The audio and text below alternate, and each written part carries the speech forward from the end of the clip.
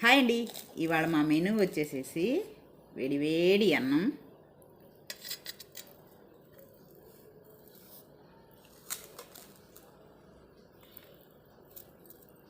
అలాగే తోటకూర పులుసు కూర,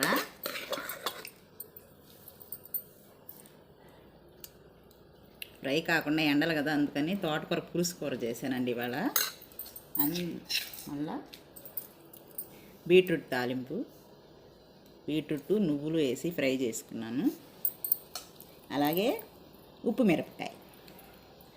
ఇప్పుడంటే ఈ ఫ్రైలు ఇవన్నీ ఉన్నాయి, కానీ అప్పుడైతే పాతకాలంలో ఉప్పు మిరపకాయనండి ప్రతి దాంట్లో నంచుకోవడానికి మా నాన్న ఉప్పు మిరపకాయే పెట్టేది మాకు. చాలా టేస్ట్గా ఉండేది. ఎన్ని ఫ్రైలు ఉన్నా ఎన్ని ఆమ్లెట్లు ఉన్నా ఈ ఉప్పు మిరపకాయతో సాటి కాదు.